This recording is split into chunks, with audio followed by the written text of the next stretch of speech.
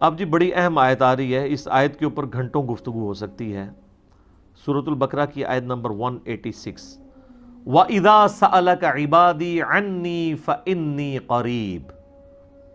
اور اے محبوب صلی اللہ علیہ وآلہ وسلم، جب میرے بندے آپ سے پوچھیں میرے بارے میں تو آپ فرمائیں کہ میں تمہارے بالکل قریب ہوں۔ اللہ تعالیٰ ہر شخص کے قریب ہے۔ نحن اقرب الیہ من حبل الورید، اللہ تمہاری رگے جان سے بھی زیادہ تمہارے قریب ہے۔ اجیب الدعوۃ الداعی اذا دعان، میں ہر پکارنے والے کی پکار کو سنتا ہوں جب بھی مجھے پکارتا ہے۔ فَلْيَسْتَجِيبُوا لِي، لیکن شرط یہ ہے کہ تم لوگ بھی میرے حکم پر لبیک کہو، میرا کہنا مانو۔ وَلْيُؤْمِنُوا بِي لَعَلَّهُمْ يَرْشُدُونَ، اور ایمان لاؤ تم لوگ بھی جس طرح کے ایمان لانے کا حق ہے تاکہ تم ہدایت پا سکو۔ یہ جی آیت انسانیت کا میگنا کارٹا ہے، جو یورپ کے اندر 17ویں صدی عیسوی کے اندر ایک قانون پاس ہوا تھا کہ ہر انسان کا یہ رائٹ ہے کہ وہ اپنے حکمران سے جا کے سوال کر سکتا ہے، اس کا دروازہ کھٹکھٹا سکتا ہے اپنے رائٹ کے لیے۔ یہ آیت پوری انسانیت کے لیے میگنا کارٹا ہے کہ ہر شخص اللہ تعالیٰ کو پکار سکتا ہے، بیچ میں کسی کو کوئی ڈالنے کی ضرورت نہیں ہے۔ اب اس سے زیادہ اور کن الفاظ میں سمجھایا جائے کہ جب میرے بندے آپ سے میرے بارے میں پوچھے تو آپ فرمائیں میں تمہارے بالکل قریب ہوں، ہر پکارنے والے کی پکار کو سنتا ہوں۔ اب یہاں تو یہ ہونا چاہیے تھا کہ میں تم سے بہت دور ہوں، ایک سیڑھی لگاؤ میرے تک پہنچو، وچ کوئی پاؤش ہے، کہنا نا وچ کوئی کہنا چھت تک پہنچنے کے لیے سیڑھی چاہیے ہوتی ہے، تو آپ سیڑھی کے بغیر چھت تک نہیں پہنچ سکتے۔ اس طرح کی مثالیں اللہ کے بارے میں بیان کرنا یہ تو حرام ہے، بعض اوقات کفر ہو جاتا ہے۔ قرآن میں آپ دیکھیں جگہ جگہ جہاں پر کافروں پر رد کیا گیا تو بار بار یہ کہا گیا ہے کہ اللہ کے بارے میں ایسی بات نہ کرو جو علم کے اوپر مبنی نہیں ہے۔ تم بغیر علم کے اللہ کے بارے میں یہ بات کر رہے ہو۔ 2 دفعہ تو ایک یہ آیت آئی ہے سورہ نساء میں، المائدہ میں، یا اہل الکتاب لا تغلوا فی دینکم ولا تقولوا علی اللہ الا الحق، اے اہل کتاب اپنے دین میں غلو نہ کرو، افراط و تفرید کا، ایگزیجریشن کا شکار نہ ہو، اور دیکھو اللہ کے بارے میں کوئی بات نہ کرو مگر وہ جو حق پر مبنی ہے، جس کو وہی سپورٹ کرے گی۔ اور پھر آپ سورہ حج کے اندر سورۃ المومنون میں دیکھیں، جہاں کہیں بھی اللہ تعالیٰ کافروں کی بد عقیدگی کا ذکر کرتا ہے تو یہی کہتا ہے کہ یہ لوگ بغیر علم کے اللہ کے اوپر ایسی چیزیں ڈال دیتے ہیں، یا اللہ پر ایسی باتیں کر رہے ہیں جس کے بارے میں ان کو علم ہی نہیں ہے کہ اللہ کی شان ہی نہیں ہے۔ تو علم کی بنیاد پہ اللہ کے ساتھ کوئی بات کرنی ہے تو یہ کہنا کہ جی سیڑھی جس طرح چھت پہ جانے کے لیے ضروری ہے، اس طریقے سے اللہ تک پہنچنے کے لیے بیچ میں کوئی واسطہ ڈالنا ضروری ہے۔ اگر آپ اس واسطے سے مراد پیغمبر کو لے رہے ہیں تو وہ پیغمبر سیڑھی نہیں ہے، بلکہ پیغمبر آپ کو اللہ کی شناخت کرواتے ہیں۔ وہ بتاتے ہیں کہ اللہ تعالیٰ کن چیزوں سے راضی ہوتا ہے، کن چیزوں سے ناراض ہوتا ہے۔ وہ یہ نہیں کہتے کہ آپ ہمیں پوجنا شروع کر دو، وہ کہتے ہیں ہم جو تمہیں سکھا رہے ہیں نا اس طریقے سے اللہ کی طرف رجوع لاؤ۔ اور وہ ہمیشہ یہ کہتے ہیں کہ ہم یہ جو تمہیں سکھا رہے ہیں یہ ہم خود تو سکھا ہی نہیں رہے، ہمیں اللہ نے سکھایا ہے۔ تو پیغمبر تو پھر اللہ کے احکامات کو سمجھانے کے لیے دنیا میں آتے ہیں، وہ سیڑھی نہیں ہوتے اس اعتبار سے،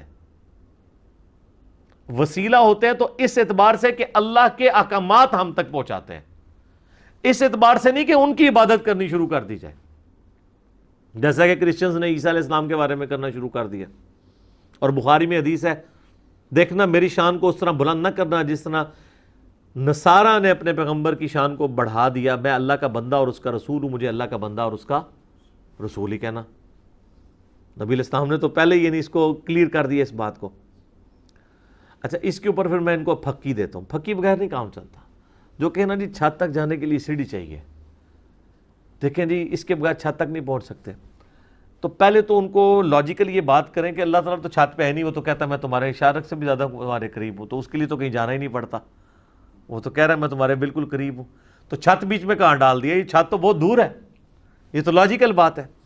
پھر بھی نہ سمجھ آئے تو ان کو کہیں کہ دیکھیں اگر آپ نے دنیاوی مثالیں دینی ہے تو مجھے یہ بتائیں، اگر کسی جج کی عدالت میں 100 جھوٹے گواہ پیش ہو جائیں، پرہیزگار قسم کے داڑھیوں پکڑی والے، اور کسی شخص کے اوپر جھوٹی گواہی دے دیں کہ یہ قاتل ہے، تو جج کو تو نہیں پتا کہ یہ جھوٹے ہیں، کیونکہ جج نے تو شواہد کی بنیاد پہ فیصلہ کرنا ہے، اس کو اللہ کی طرف سے حکم بھی یہی ہے کہ فتویٰ ظاہر پہ لگنا ہے، تو یقیناً جج اس کو پھانسی دے دے گا۔ مجھے آپ یہ بتائیے کہ اگر اللہ تعالیٰ جو قیامت کے دن کا جج ہے، اس کے سامنے زمین و آسمان کی ساری مخلوقات مل کے، سارے فرشتے مل کے، سارے پیغمبر مل کے، یہ for the sake of argument میں کہہ رہا ہوں، نعوذ باللہ ایسا نہیں کہ ایسا ہوگا، جھوٹی گواہی دے دیں کہ یا اللہ یہ تو بہت بڑا مجرم تھا دنیا میں، اس نے نیکی کی کوئی ایک رتی بھی نہیں کی ہے، اور وہ ایسا نہ ہو، تو مجھے بتائیں کیا اللہ تعالیٰ ان ساری مخلوقات کی گواہی اس شخص کے خلاف قبول کر لے گا؟ تو اس کا مطلب اللہ کے لیے تو مثال ہی نہیں بیان ہو سکتی، کتنی بڑی پکی ہے۔ اے جناب جیلم شریف ہی تیار ہوندی ہے، ادھر وہ خود بھی مانیں گے، ان کو کہ نہیں آپ اسی اصول میں آئے نا سیڑھی والے میں، کہ جج کو تو چاہیے کہ وہ فیصلہ کرے شواہد کی بنیاد پہ، تو اللہ کو بھی چاہیے کہ شواہد کی بنیاد پہ فیصلہ کر دے۔ کہیں گے نہیں اللہ کے لیے تو ایسی مثال بیان ہی نہیں کی جا سکتی۔ تو سر یہ جو آپ وسیلے اور بیچ میں سیڑھیاں اور پتہ نہیں کیا کچھ بنا رہے ہیں، تو یہ مثال آپ کیسے بیان کر سکتے ہیں اللہ کے لیے؟ اور یہ آیت تو کتنی واضح ہے کہ میرے بندے جب تم سے میرے بارے میں پوچھیں۔ ڈاکٹر سراج صاحب رحمہ اللہ نے ایک بہت بڑا ٹروتھ ریویل کیا ہے اس آیت کے حوالے سے۔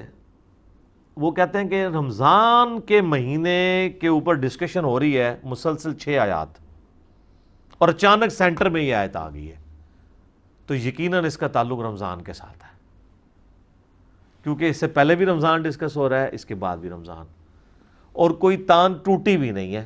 آپ دیکھیں پھر ساتھ ابھی فقہی مسائل یہ ڈسکس ہوئے ہیں نا، کہ روزے چھوڑ سکتے ہو بیماری میں بھی اور اس طرح بھی، پھر تکبیر بلند کرو، پھر دوبارہ سے آپ فقہی احکام و مسائل شروع ہو جائیں گے ان کے رمضان کے روزوں کے۔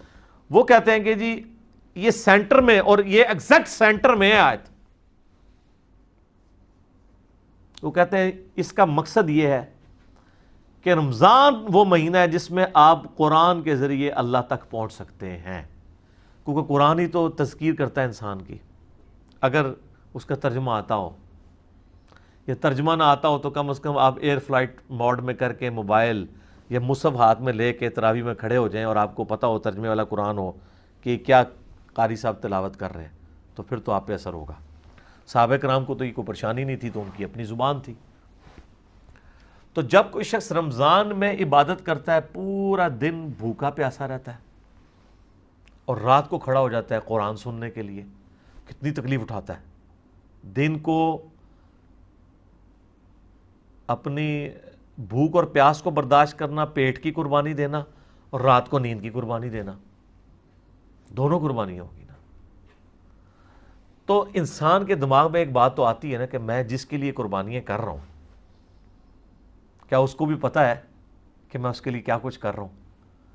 جب انسان کو یہ پتہ ہونا کہ میں جس کے لیے کر رہا ہوں وہ مجھے دیکھ رہا ہے، پھر تکلیف جھیلنی آسان ہو جاتی ہے۔ یہ ایک نیچرل چیز ہے۔ آپ اپنے دنیاوی کسی دوست کے لیے کوئی تکلیف اٹھا رہے ہو نا، اور آپ کو یہ پتہ چل جائے کہ میرے اس دوست کو پتہ چل گیا کہ میں اس کے لیے اس مصیبت سے گزرا ہوں، تو آپ کے لیے وہ تکلیف جھیلنی آسان ہو جاتی ہے۔ کیوں؟ انسان کو اندر سے خوشی ہوتی ہے۔ صحابہ کرام بھی نبی علیہ السلام سے سوال کرتے تھے، دیکھیں نا اس میں وَإِذَا سَأَلَكَ عِبَادِي، اے نبی میرے بندے آپ سے پوچھتے ہیں میرے بارے میں۔ کیوں پوچھتے ہیں؟ کہ دیکھو جی بھوک پیاس نیند قربان کر رہے ہیں، اللہ خوش ہے نا ہم سے، اللہ کو تو پتہ ہے نا ہم اس کے لیے کیا کر رہے ہیں۔ تو یہ پوچھتے اسی لیے ہیں کہ جب وہ تکلیف کاٹتے ہیں نا جناب، جب آپ کو تکلیفیں کاٹنی پڑ رہی ہو نا، پھر بندہ پوچھتا ہے یار میں ابھی تو نہیں لگ گیا کدھرے، کوئی نکلے ہی نہ رزلٹ۔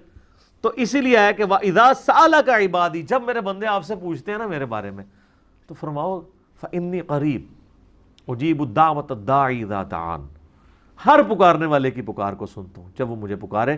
شرط یہ ہے فَلْيَسْتَجِيبُوا لِي، ان کو بھی تو چاہیے نا کہ میرا حکم مانے اور مجھ پر ایمان لائیں جیسا کہ ایمان لانے کا حق ہے، تب یہ کامیاب ہوں گے۔